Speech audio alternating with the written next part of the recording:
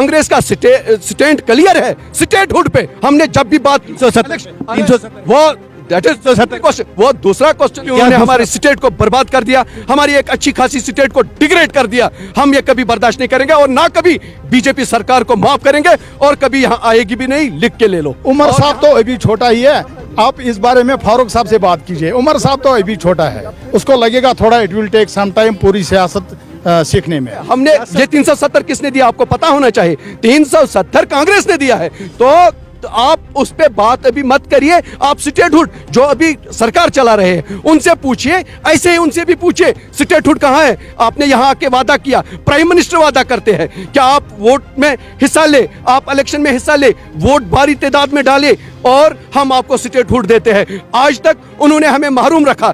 आज बहुत सर्दी है, आज कौन फाड़ेगा कपड़े? वो है ना कुरैशी, क्या नाम है, क्या उसका नाम क्या था, कुरैशी वो था वहाँ का, वो जावेद कुरैशी की आप बात कर रहे हैं? हाँ हाँ वही ऐसे बोले ना, ओ मैं मर गया, उनको उसी में मजा आता है, वरना वो लोग तो आपको पता ही है। उन्होंने 15 लाख का वादा किया था, मैं अभी भी इंतजार में हूँ 15 लाख के। अरे बाबा क्या कह रहे हो, एक पैसा किसी के खाते में नहीं आया। और नौकरियां, 1 करोड़ नौकरियों का वादा किया था, कहाँ है वो? अरे बाबा किसको मिली? हमारे लोग देखो, हमारे युवा देखो, बेचारे मर रहे हैं, दर दर की ठोकरें खा रहे हैं। अडानी को अरेस्ट किया जाए, क्योंकि अडानी जो हमारे प्राइम मिनिस्टर जी और गृह मंत्री जी, वो सारे जितनी भी देश की संपत्ति है वो इन्हीं कुछ लोगों के जेब में डालता है। तो हमने इसीलिए आज जो इंटरनेशनल कोर्ट ने भी बोला था कि इनको अरेस्ट किया जाए, और आज तक उस पर बात नहीं की हमारे गृह मंत्री ने या नरेंद्र मोदी जी ने। तो हमने उसी असना में आज एक प्रोटेस्ट यहाँ कांग्रेस भवन हेडक्वार्टर श्रीनगर में किया, और कि उसको अरेस्ट किया जाए। और जो मणिपुर में हो रहा है वो क्यों नहीं, हमारे बीजेपी जो सरकार है हमारी आज सेंटर में, तो उनको क्यों नहीं दिखाई दे रहा है कि वहाँ क्या हो रहा है? क्या वो देश का हिस्सा नहीं है? क्या जमींदार लोग, किसान लोग इसका हिस्सा नहीं है? क्या यहाँ के युवा हिंदुस्तानी नहीं है, देश का हिस्सा नहीं है? क्या जिन जिन तबके के साथ इस्तेसाल हो रहा है, क्या ये देश के नहीं है?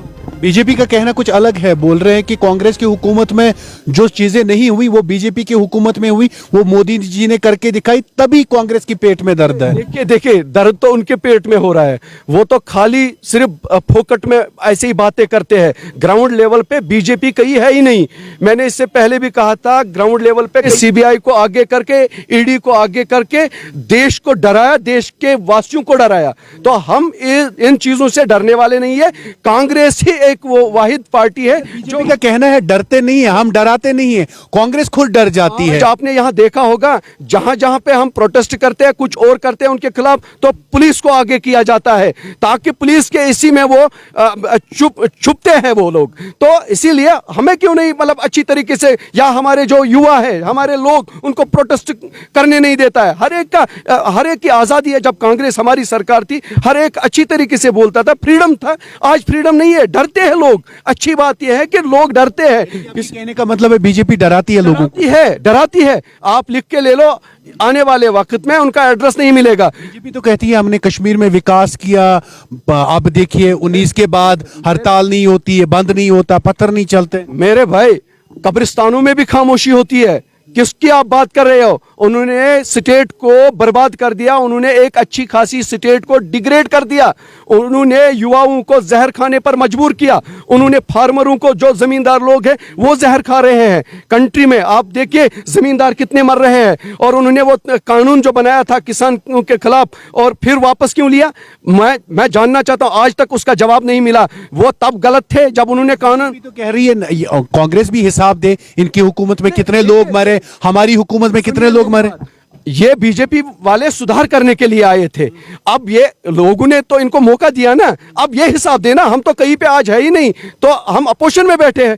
सरकार में ये है, सरकार ये चला रहे हैं, झूठ तो ये बोल रहे हैं, ये जवाब देना। और आज जहां जो सरकार बनी थी उनको काम करने नहीं देती है बीजेपी। मैं चैलेंज के साथ कह रहा हूं, इनका जो हशर होगा, आप लिख लो, ये बहुत सता रहे हैं देशवासियों को, इनका जो हशर होगा बहुत बुरा होगा। लिख के ले लो। बीजेपी बोल रही 370 और 35 से ख्वाब है, कभी वापस नहीं आएगा। ख्वाब मत देखो, वो दूसरा मुद्दा है।